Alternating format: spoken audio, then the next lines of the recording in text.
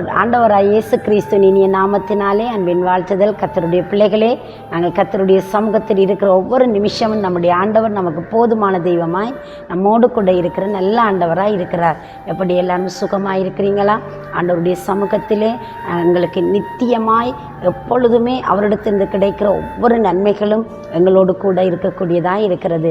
இந்த நல்ல நாளில் அன்பு பிள்ளைகளே, நீங்கள் என்ன வாஞ்சியோடு என்ன தேவையோடு தெய்வ சமூகத்துக்கு நீங்கள் வந்திருக்கிறீங்க, அந்த தேவைகள் அந்த சூழ்நிலைகள் எல்லாம் நம்முடைய ஆண்டவர் அங்கே பார்த்து கொள்ளக்கூடியவராக இருக்கிறார். நம்மோடு கூட இருந்து நம்மை நடத்துகிற நல்ல கர்த்தராக இருக்கிறார். இந்த காலையிலும் தேவன் உங்களுக்கென்று ஒரு விசேஷித்த அங்கே வார்த்தையை வைத்திருக்கிறார். நாங்கள் தியானம் பண்ணலாமா?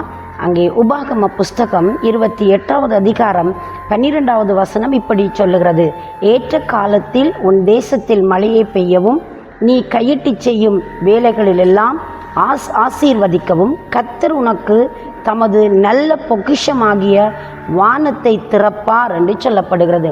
நல்ல பொக்கிஷமாகிய அங்கே வானத்தை அவர் திறப்பார். அன்பு பிள்ளைகளே, வேதத்தில் நாங்கள் ஒரு வசனத்தை அழகாய் பார்க்கிறோம். கர்த்தருடைய ஆசீர்வாதம் ஐஸ்வர்யத்தை தரும், அதோடு அவர் அங்கே வேதனையை கூட்டார் என்று சொல்லப்படுகிறது. நம்முடைய தேவன் நமக்கு வைத்திருக்கிற அந்த நன்மைகளை தடுப்பதற்கு யாருக்கும் உரிமை இல்லை. அந்த ஆசீர்வாதத்தை கெடுப்பதற்கு எந்த சக்தியாலும் முடியாது.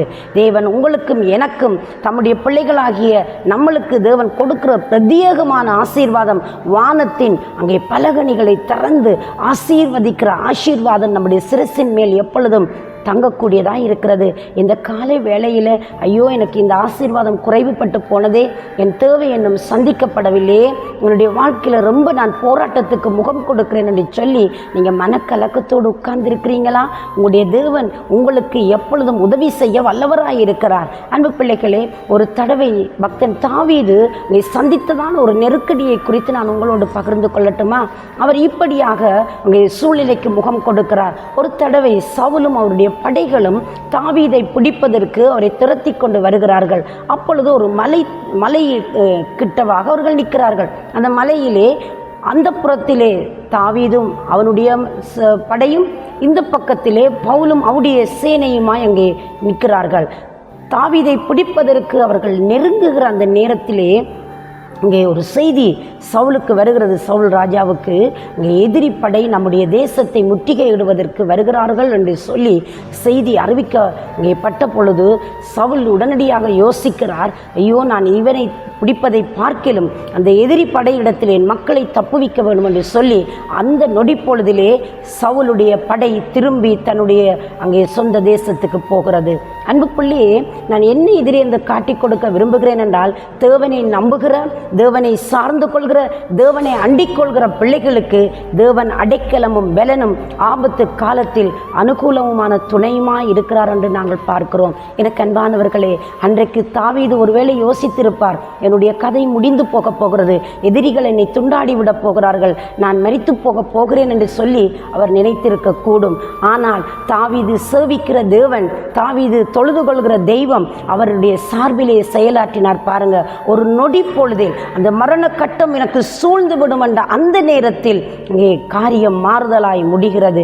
அன்பு பிள்ளைகளே, எனக்கும் உனக்கும் தேவன் உதவி செய்யாமல் வேறு யாருக்கு உதவி செய்ய முடியும்? வேறு யாருக்கு அவர் செய்ய போகிறார்? நீங்கள் அவருடைய நாமம் தரிக்கப்பட்டு அவர் மேலே விசுவாசம் உள்ளவராய் அவரை ஏற்றுக்கொள்ளுவீர்களானால் அவருடைய பிள்ளைகளாகும் அதிகாரத்தை கொடுத்தது மட்டுமல்ல, அப்படியே உங்களை கைவிட்டு விடப்போகிற தெய்வமும் அல்ல. உங்களோட வாழ்க்கையில் ஒரு ஈடேற்றத்தை, ஒரு நன்மையை, சமாதானத்தை கொடுத்து உங்களை கனம் பண்ண அவர் வல்லவராய் இருக்கிறார். இந்த நாளிலும் நீங்கள் என்ன தேவையோடு கூட இருக்கிறீங்க? அப்பா, இந்த தேவை எனக்கு சந்திக்கப்படலையே, இந்த சூழ்நிலைக்கு இன்னும் எனக்கு ஒரு முடிவு கிடைக்கலையே, என்னுடைய காரியங்கள் எப்படி வாய்க்கப் போகிறது என்று சொல்லி நீங்கள் பயங்கரமான ஒரு கேள்விக்குறியோடு இருக்கட்டும்.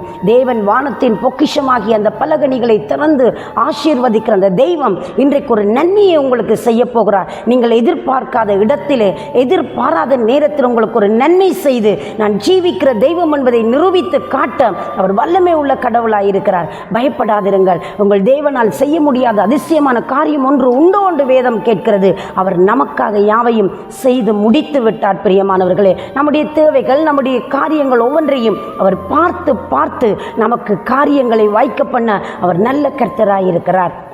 விசுவாசத்தோடு அவரை தேடுறீங்களா? நான் உங்களுக்காக ஜெபிக்கட்டும். பரிசுத்தம் நிறைந்த நல்ல ஆண்டவரே, இயேசுவின் நாமத்திலே உம்முடைய பிள்ளைகள் எந்த சூழ்நிலைக்கு முகம் கொடுத்து நொந்து போய் நிற்கிறாங்களோ இவங்களுக்கு ஆண்டவரே ஒரு அற்புதம் செய்து நீர் பதிலாய் அமைந்து வானத்தின் பலகணிகளை திறந்து அந்த பொக்கிஷத்தை திறந்து உம்முடைய பிள்ளைகளுக்கு ஒரு நன்மையை கொடுத்து இவர்களை களிகூற பண்ணும் சுவாமி. ஒரு அற்புதம் செய்யும். இயேசு கிறிஸ்துவின் வல்லமுள்ள நாமத்தினாலே ஆசீர்வதித்து ஜெபிக்கிறேன் எங்கள் ஜீவனுள்ள நல்ல பிதாவே. ஆமேன், ஆமேன். தேவன் தாமே உங்களை நிறைவாய் ஆசீர்வதிப்பாராக. God bless you.